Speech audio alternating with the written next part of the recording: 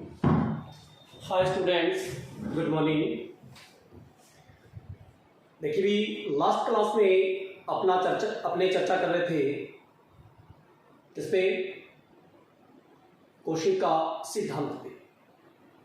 कोशिका सिद्धांत में अपने कोशिका सिद्धांत, आधुनिक कोशिका सिद्धांत, इसके बारे में, कोशिका सिद्धांत के अपवाद के बारे में चर्चा कर चुके हैं।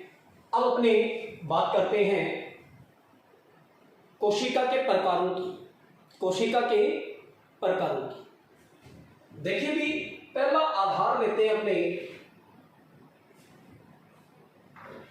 केंद्रक के आधार पर कोशिका के प्रकार। केंद्रक के आधार पर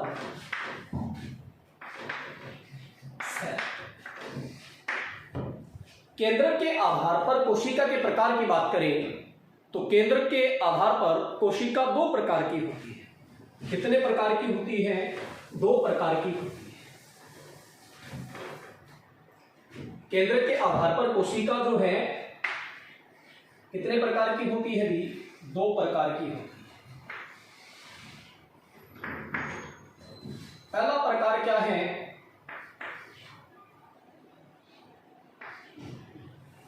असीम केंद्र की।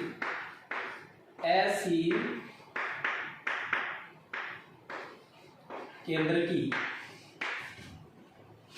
कोशिका, या इसे कहते हैं प्रोकैरियोटिक सेल। असीम केंद्र की कोशिका या प्रोकैरियोटिक सेल। दूसरा प्रकार क्या है भी? ससीम केंद्र की कोशिका, या इसे कहते हैं यूकैरियोटिक सेल। केंद्र के विकास के आधार पर या केंद्र की संरचना के आधार पर कोशिका दो प्रकार की होती है। एक तो क्या है भी? असीम केंद्र की या प्रोकैरियोटिक सेल, और दूसरी कौन सी भी? ससीम केंद्र की या यूकैरियोटिक सेल। देखिए भी, प्रोकैरियोटिक सेल दो शब्दों से मिलकर बना है। प्रोकैरियोट जो है दो शब्दों से मिलकर बना है, और ये दो शब्द कौन से हो गए भी? एक तो हो गया pro plus karyote. Pro plus karyote. Prokaryote शब्द जो है दो शब्दों से मिलकर बना है, प्रो प्लस कैरियोट। प्रो का अर्थ होता है प्रिमिटिव। क्या होता है? प्रिमिटिव। और कैरियोन क्या होता है? न्यूक्लियस।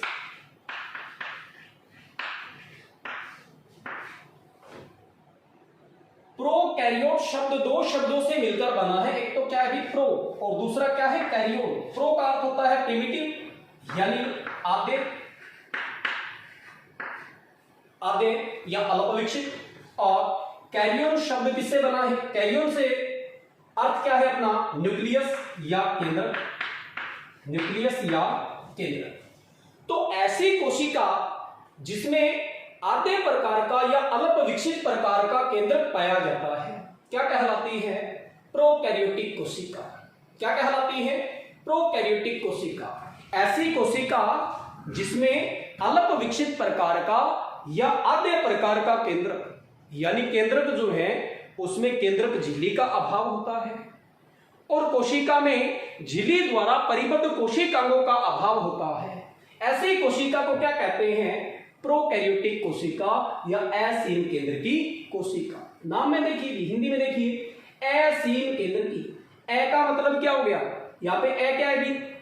उपसर्ग है, और उपसर्ग के रूप में हिंदी में बात कर रहे हैं अपने। ए उपसर्ग जब होता है तो इसका अर्थ होता है नहीं। क्या भी? नहीं। सीम का मतलब क्या हो गया? यहां पे सीमा क्या हो गया अभी? सीमा या हद केंद्र की, यानी केंद्र, यानी ऐसा केंद्रक जिसके चारों ओर क्या न हो भी? कोई सीमा न हो, कोई झिल्ली न हो। कोई सीमा न हो, कोई झिल्ली न हो, या किसी झिल्ली से परिबद्ध नहीं हो, ऐसा केंद्रक असीम केंद्रक कहलाता है। और ऐसी कोशिका जिसमें बिना झिल्ली वाला या झिल्ली रहित केंद्रक पाया जाता है, जो अल्प विकसित या आद्य प्रकार का होता है, ऐसी कोशिका क्या कहलाती है? प्रोकैरियोटिक कोशिका कहलाती है। प्रोकैरियोटिक कोशिकाओं के एग्जाम्पल की अपने बात करें तो इसके एग्जाम्पल है भी, जैसे जीवाणु कोशिका एक प्रोकैरियोटिक कोशिका है। जिन जीवों का शरीर प्रोकैरियोटिक सेल से बना है वो जीव क्या कहलाएंगे? प्रोकैरियोट्स। क्या कहलाएंगे? प्रोकैरियोट्स। जैसे जीवाणु हो गया, माइकोप्लाज्मा हो गया, नील हरित शैवाल यानी बीजीय ब्लू ग्रीन एल्गी हो गया, ये सारे क्या है भी? प्रोकैरियोट्स हैं। यानी इनकी कोशिका में केंद्रक जो होता है वो अल्प विकसित प्रकार का या आद्य प्रकार का होता है, जिसके चारों ओर किसी प्रकार की झिल्ली का आवरण नहीं पाया जाता। तो ऐसी कोशिका जिसमें आद्य प्रकार का या अल्प विकसित प्रकार का केंद्रक पाया जाता है क्या कहलाता है? कोशिका क्या कहलाती है? प्रोकैरियोटिक कोशिका कहलाती है। और ऐसे जीव जिनका शरीर प्रोकैरियोटिक सेल से बना है वो क्या कहलाएंगे? प्रोकैरियोट्स। जैसे जीवाणु हो गया, माइकोप्लाज्मा हो गया, ब्लू ग्रीन एल्गी यानी नील हरित शैवाल। आगे ये सेसीम केंद्र की कोशिका में, सह का मतलब सहित, सीम यानी सीमा, केंद्र की यानी केंद्र की, यानी ऐसा केंद्रक जिसके चारों ओर झिल्ली आवरण पाया जाता है, यानी सुविकसित प्रकार का केंद्र। अब यूकैरियोट शब्द जो है ये भी क्या है? दो शब्दों से मिलकर बना होता है भी। एक तो यू प्लस दूसरा क्या है? कैरियोन। यू का अर्थ क्या होता है? वेल। क्या होता है भी? वेल। और कैरियोन का अर्थ क्या है भी? न्यूक्लियस, यानी वेल न्यूक्लियस, सुविकसित प्रकार का केंद्र। वेल न्यूक्लियस या सुविकसित प्रकार का केंद्र। ऐसी कोशिका जिसमें झिल्ली द्वारा परिबद्ध कोशिकांग और झिल्ली द्वारा परिबद्ध केंद्रक यानी सुविकसित प्रकार का केंद्रक पाया जाता है, क्या कहलाती है? यूकैरियोटिक सेल कहलाती है। क्या कहलाती है? यूकैरियोटिक सेल कहलाती है। और वे जीव जिनके शरीर का निर्माण सुविकसित केंद्रक युक्त कोशिकाओं से बना होता है, यानी यूकैरियोटिक सेल से बना होता है, वो जीव क्या कहलाते हैं? यूकैरियोट्स कहलाते हैं। जैसे उच्च श्रेणी के सभी पादप व जंतु, सभी पादप और जंतु जो हैं इनका शरीर यूकैरियोटिक होता है। प्रोकैरियोटिक के एग्जांपल ये इतने हो गए, आपके ध्यान में है। जीवाणु, माइकोप्लाज्मा, बीजीय, इनके अलावा जो जीव हैं वो क्या है भी? यूकैरियोट्स हैं। क्या है भी? यूकैरियोट्स है। अब अपने एक प्रोकैरियोटिक कोशिका की संरचना कैसी होती है, एक यूकैरियोटिक कोशिका की संरचना कैसी होती है, इसकी चर्चा करनी है। तो सबसे पहले अपनी बात करते हैं प्रोकैरियोटिक कोशिका की संरचना। तो हेडिंग डालेंगे आप प्रोकैरियोटिक कोशिका की संरचना।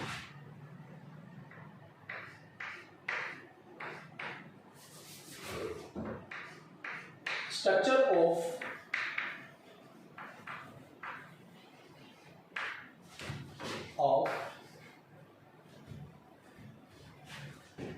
Prokaryotic cell.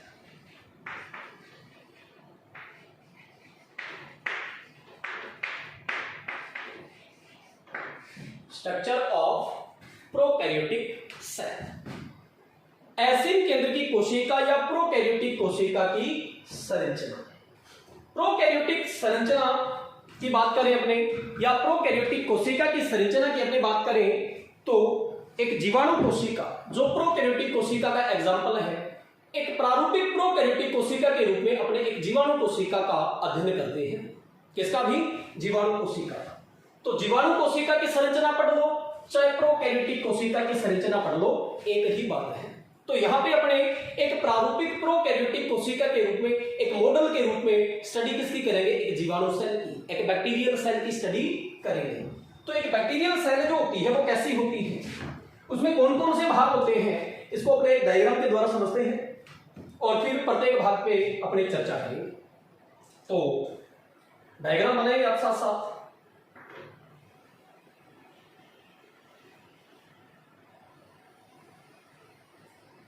सबसे पहले इस कोशिका के बाहरी आवरण का निर्माण करते हैं। बाहरी आवरण में 3 परतें पाई जाती है इसमें। कितनी परतें? 3 परतें। तो मैं जैसे डायग्राम बना रहा हूं वैसे वैसे आप साथ साथ डायग्राम बनाएं। एक परत तो ये होगी, इसके बाहर की ओर एक परत और बनाते हैं अपने।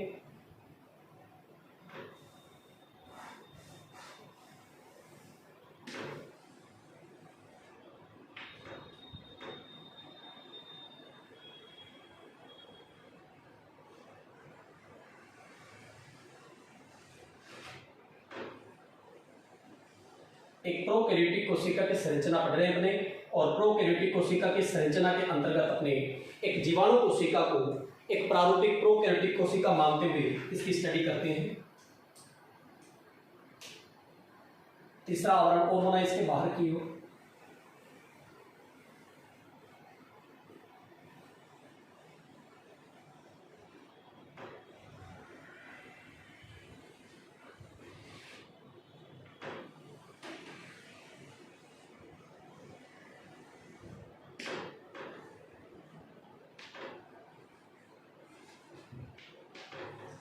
साथ साथ डायग्राम बनाएंगे आप।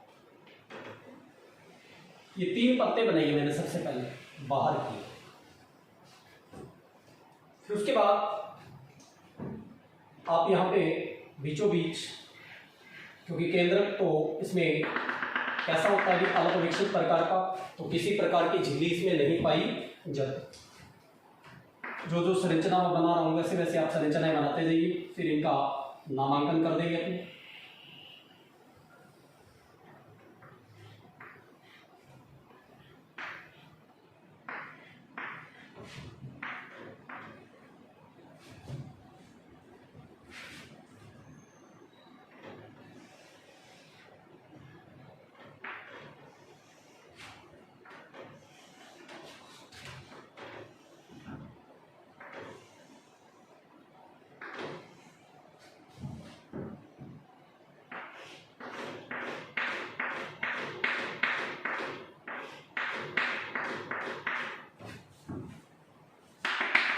ये संरचना बनाया, आप साथ साथ इसका नामांकन भी कर दें।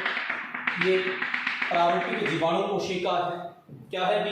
एक प्रारूपिक जीवाणु कोशिका। और ये जीवाणु कोशिका जो है यही क्या होती है, अपने प्रोकैरियोटिक सेल का एक एग्जांपल लिया है। तो प्रोकैरियोटिक कोशिका की संरचना का अध्ययन करने के लिए अपने एक जीवाणु कोशिका की संरचना का अध्ययन करती है। अब नामांकन करेंगे आप इसका। यह सबसे बाहरी परत जो है ये वाला, इसको कहते हैं भी ग्लाइकोकैलिक्स।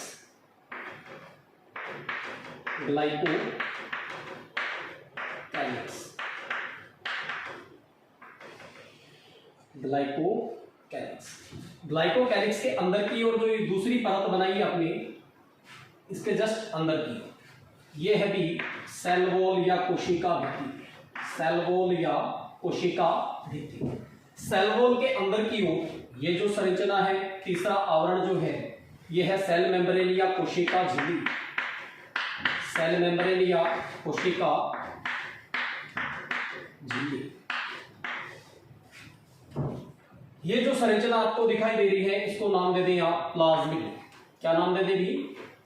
प्लाज्मिड।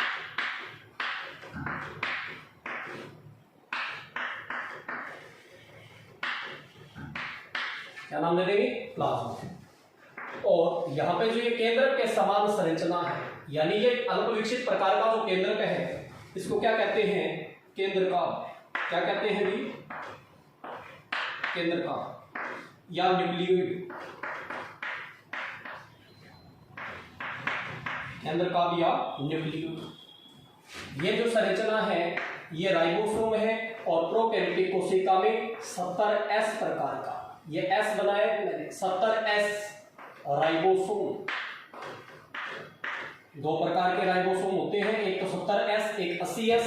प्रोकैरियोटिक सेल में केवल 70S राइबोसोम पाया जाता है। इसके अलावा इसको बोल देंगे आप, जो ये कोशिका झिल्ली से घिरा हुआ आधारी पदार्थ है, इसको क्या कह देंगे अपने? कोशिका द्रव्य या साइटोप्लाज्म। कोशिका द्रव्य या इसे क्या कहते हैं? प्लाज्मा। ये जो संरचना आप देख रहे हैं, जो कोशिका झिल्ली, ये कोशिका झिल्ली इसके अंतर्वलन से बनी है, इसको बोलते हैं मध्यकाय या मिसोसोम। मध्यकाय या इसको क्या कहते हैं, मिसोसोम। ये जो संरचना है ये क्या है भी, प्रसाभिका, या इसको बोलते हैं फ्लैजिला। क्या बोलते हैं, फ्लैजिला। और जो ये संरचना आपको दिखाई दे रही है इसको बोलते हैं पाइलाई। क्या बोलते हैं भी, पाइलाई। क्या बोलते हैं, पाइलाई।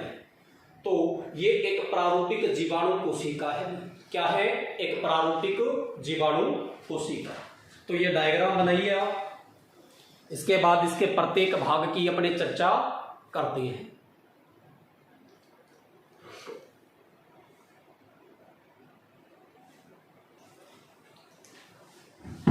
तो एक प्रारूपिक जो प्रोकैरियोटिक कोशिका होती है उसके ये विभिन्न भाग आपको इस डायग्राम में दिखाए गए हैं। तो इस डायग्राम को आप अच्छे से बनाने की प्रैक्टिस करें और इसकी लेबलिंग सही से करें। इसके बाद ये प्रत्येक भाग जो है इसकी अपने चर्चा करेंगे। तो सबसे पहले तो प्रोकैरियोटिक कोशिका होती क्या है। अभी अपने डिफाइन किया था कि प्रोकैरियोटिक कोशिका जो है वो क्या है, एक ऐसी कोशिका है जिसमें अल्प विकसित प्रकार का केंद्रक पाया जाता है या आद्य प्रकार का केंद्रक पाया जाता है। यानी ऐसे केंद्रक में केंद्रक झिल्ली नहीं होती और कोशिका के अंदर झिल्ली द्वारा परिबद्ध कोई भी कोशिकांग नहीं होता, बिना झिल्ली वाला कोशिकांग होता है। तो ऐसी कोशिका को क्या कहते हैं, प्रोकैरियोटिक सेल कहते हैं। क्या कहते हैं, प्रोकैरियोटिक सेल कहते हैं। अब एक प्रोकैरियोटिक सेल के रूप में अपने अभी चर्चा की थी कि एक जीवाणु कोशिका की स्टडी करते हैं। एक मॉडल सेल के रूप में एक प्रोकैरियोटिक कोशिका जो है उसके प्रारूप के रूप में अपने बात करें, उसके एक मॉडल के रूप में बात करें तो इसका एग्जाम्पल उठाते हैं अपने क्या, जीवाणु। तो आप जीवाणु कोशिका की स्टडी कर लें चाहे प्रोकैरियोटिक सेल की स्टडी कर लें, बात एक ही है। तो यहाँ पे अपने प्रोकैरियोटिक कोशिका की संरचना का अध्ययन करने के लिए एक जीवाणु का अध्ययन कर रहे हैं। सबसे पहले अपने बात करते हैं कोशिका के आवरण की। कोशिका के आवरण की, जीवाणु कोशिका या प्रोकैरियोटिक सेल में कोशिका के चारों ओर 3 आवरण पाए जाते हैं। कितने, 3। एक तो ये ग्लाइकोकैलिक्स, एक सेल वॉल और एक कोशिका झिल्ली। एक तो ग्लाइकोकैलिक्स, एक सेल वॉल और एक कोशिका झिल्ली। सबसे पहले बात करते हैं अपने ग्लाइकोकैलिक्स की। ग्लाइकोकैलिक्स जीवाणु कोशिका का सबसे बाहरी आवरण। जीवाणु कोशिका का सबसे बाहरी आवरण जो किसका बना होता है, सामान्यतः पॉलीसैकेराइड का बना होता है। किसका बना होता है, पॉलीसैकेराइड का बना होता है, जिसे क्या कहते हैं, ग्लाइकोकैलिक्स कहते हैं। क्या कहते हैं, ग्लाइकोकैलिक्स। जीवाणु कोशिका का सबसे बाहरी आवरण, सबसे बाहर वाला जो आवरण आपको दिखाई दे रहा है इसको क्या कहते हैं, ग्लाइकोकैलिक्स कहते हैं। क्या कहते हैं, ग्लाइकोकैलिक्स कहते हैं। जब ये ग्लाइकोकैलिक्स यानी बाहरी आवरण जो है, बाहरी आवरण, ये आवरण जब एक ढीली ढाली परत के रूप में हो, किसके रूप में भी, एक ढीली ढाली परत के रूप में हो, तब इस बाहरी आवरण को क्या कहते हैं, अवपंक परत कहते हैं। क्या कहते हैं, अवपंक परत या स्लाइम लेयर। Slime layer. जब ग्लाइकोकैलिक्स एक ढीले ढाले आवरण के रूप में हो तब इसे क्या कहते हैं, क्या कहते हैं, अवपंक परत या स्लाइम लेयर। और जब इसमें कुछ नाइट्रोजनी पदार्थ होते हैं और ये ठोस या कठोर आवरण के रूप में हो, ठोस या कठोर आवरण के रूप में हो, तो ग्लाइकोकैलिक्स को क्या कह देते हैं, तो क्या कह देते हैं इसको, कैप्सूल या संपुट कह देते हैं। क्या कह देते हैं, कैप्सूल या संपुट। तो जीवाणु कोशिका का सबसे बाहरी आवरण ग्लाइकोकैलिक्स होता है जो सामान्यतः पॉलीसैकेराइड का बना होता है। और जब ये ग्लाइकोकैलिक्स ढीले ढाले आवरण या परत के रूप में हो तब इसे अवपंक परत या स्लाइम लेयर कहते हैं। और जब ये कठोर हो, कैसा हो, ठोस या कठोर हो, तब इसे क्या कहते हैं, कैप्सूल कहते हैं। क्या कहते हैं, कैप्सूल या संपुट कहते हैं। कैप्सूल या संपुट कहते हैं। कैप्सूल या संपुट कहते हैं। फिर देखिए सेल वॉल की बात करें, कोशिका भित्ति की बात करें, सेल वॉल या कोशिका भित्ति की बात करें तो सेल वॉल या कोशिका भित्ति, सेल वॉल या कोशिका भित्ति जो है ग्लाइकोकैलिक्स के अंदर की ओर पाई जाने वाली परत को, सेल वॉल क्या है, ग्लाइकोकैलिक्स के अंदर की ओर जो ये परत दिखाई दे रही है आपको, ये वाली बीच वाली, 3 आवरण है, इनमें बीच वाला क्या कहलाता है, सेल वॉल या कोशिका भित्ति कहलाता है। आप जानते हैं, आपने 10th क्लास तक पढ़ा है कि पादपों के अंदर कोशिका भित्ति किसकी बनी होती है, सेल्यूलोज की। किसकी बनी होती है, सेल्यूलोज की। लेकिन यहां पे अपने बात करते हैं कि जीवाणु कोशिका या प्रोकैरियोटिक कोशिका के अंदर जो सेल वॉल होती है वो किसकी बनी होती है भी, म्यूरीन की बनी होती है। किसकी बनी होती है भी, म्यूरीन की बनी होती है या म्यूकोपेप्टाइड की बनी होती है। किसकी बनी होती है भी, म्यूरीन की बनी होती है या म्यूकोपेप्टाइड की बनी होती है। प्रोकैरियोटिक कोशिका के अंदर जो कोशिका भित्ति होती है किसकी बनी होती है भी, म्यूरीन की बनी होती है या म्यूकोपेप्टाइड की बनी होती है। किसकी बनी होती है भी, म्यूरीन की बनी होती है या म्यूकोपेप्टाइड की। तो काफी बार ये प्रश्न जो है कंपटीशन के दौरान पूछा जा चुका है कि जो जीवाणु कोशिका, इसकी कोशिका भित्ति किसकी बनी होती है, म्यूरीन या म्यूकोपेप्टाइड की। या इसका अन्य नाम और बात करें तो पेप्टाइडोग्लाइकेन, पेप्टाइडोग्लाइकेन।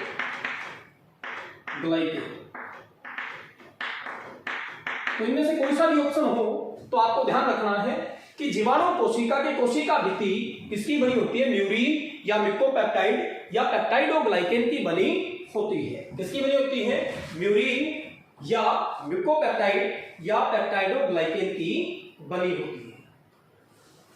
और बाहरी आवरण या ग्लाइकोकैलिक्स की बात की थी, वो किसका बना होता है, पॉलीसैकेराइड का।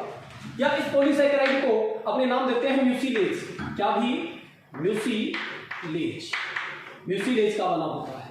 जो ढीला ढाला हो तो क्या कहलाएगा, अवपंक परत, और कठोर आवरण के रूप में हो तो क्या कहलाएगा, कैप्सूल कहलाएगा। और सेल वॉल में बात कर रहे हैं कि ग्लाइकोकैलिक्स के अंदर की ओर का जो आवरण है वो क्या कहलाता है, सेल वॉल, जो किसका भी, म्यूरीन का या म्यूकोपेप्टाइड का या पेप्टाइडोग्लाइकेन का बना होता है। पेप्टाइडोग्लाइकेन का बना होता है। फिर बात करते हैं तीसरी परत की।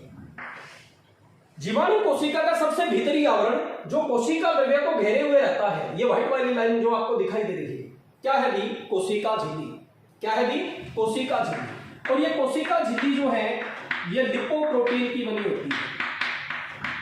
यूकैरियोटिक जीवों के समान प्रोकैरियोट में भी कोशिका झिल्ली। अब कोशिका झिल्ली है इसकी संरचना, चाहे हमारे अंदर बात करें, चाहे जीवाणु में बात करें, चाहे किसी अन्य पादप में बात करें, किसी भी जीव में बात करें तो कोशिका झिल्ली किसकी बनी होती है, लिपोप्रोटीन। लिपोप्रोटीन क्या होता है, लिपिड और प्रोटीन यानी वसा और प्रोटीन की बनी होती है, जो यूकैरियोटों के समान ही है।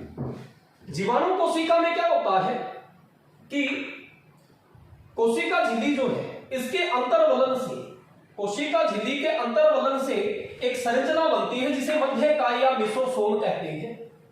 कोशिका झिल्ली है यह अंदर की ओर वलित होकर एक वलित संरचना बनाती है जिसे क्या कहते हैं, मध्यकाय या मिसोसोम।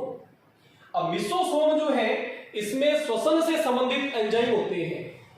जैसे यूकैरियोटिक सेल की माइटोकॉन्ड्रिया में श्वसन से संबंधित एंजाइम होते हैं, वैसे एंजाइम मिसोसोम में पाए जाते हैं, तो यह श्वसन में सहायता करता है। बाकी आपको पता है कि प्रोकैरियोटिक सेल में झिल्ली द्वारा कोशिकांग नहीं पाए जाते, तो जीवाणुओं के अंदर या प्रोकैरियोटिक कोशिका में मिसोसोम माइटोकॉन्ड्रिया के समकक्ष संरचना है, माइटोकॉन्ड्रिया के जैसी संरचना है जिसमें श्वसन से संबंधित एंजाइम पाए जाते हैं और यह श्वसन में सहायता करता है। इसके अलावा कोशिका भित्ति निर्माण है, कोशिका भित्ति निर्माण है, डीएनए का जो प्रतिकृतिकरण है या डीएनए का द्विगुणन है उसमें सहायता भी कौन करता है, मिसोसोम करता है।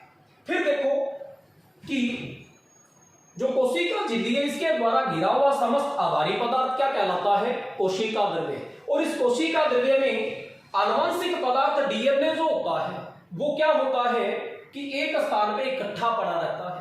इसके चारों ओर किसी प्रकार की झिल्ली नहीं पाई जाती। इस केंद्र के जैसी संरचना को केंद्र काव्य या न्यूक्लियोइड कहते हैं, या इसको जीन धर कहते हैं, क्योंकि ये जीनों या डीएनए का धारण करता है इसलिए इसको जीन धर भी कहते हैं। लेकिन इसके चारों ओर झिल्ली नहीं है। आद्य या अल्प विकसित प्रकार का यह केंद्रक है जिसे केंद्र काव्य के नाम से जाना जाता है। प्रोकैरियोटिक कोशिका में झिल्ली द्वारा परिबद्ध कोशिकाओं तो पाया ही नहीं जाता, और बिना झिल्ली वाले कोशिकाओं में अपने बात करें तो राइबोसोम जो होता है वो प्रोकैरियोटिक सेल में कितने एस प्रकार का? 70 एस प्रकार का पाया जाता है। जैसे यूकैरियोटिक सेल में अपने पढ़ेंगे माइटोकॉन्ड्रिया और हरित लवक में भी 70 एस प्रकार का राइबोसोम पाया जाता है। या यूकैरियोटिक कोशिका में बात करें तो 80 एस प्रकार का, 70 एस प्रकार का दोनों प्रकार के राइबोसोम पाए जाते हैं। कोशिका द्रव्य में तो 80 एस प्रकार के और माइटोकॉन्ड्रिया और हरित लवक में 70 एस प्रकार के। लेकिन प्रोकैरियोटिक सेल में केवल 70 एस प्रकार का राइबोसोम पाया जाता है, और राइबोसोम जो है एक बिना झिल्ली वाला कोशिकांग है, यानी इसके चारों ओर झिल्ली आवरण नहीं पाया जाता। अब ये केंद्र काव्य हो गया। केंद्र काव्य में क्या होता है? गुणसूत्रीय डीएनए होता है। क्या होता है? गुणसूत्रीय डीएनए। प्रोकैरियोटिक कोशिका में या जीवाणुओं में गुणसूत्रीय डीएनए के अलावा एक द्विसूत्री वर्ताकार डीएनए, यानी इसके अंदर डीएनए के दो रज्जु इस तरह से, एक ये हो गया और दूसरा ये, इस तरह की संरचना जिसको मैंने सीधा गोलाकार बना दिया।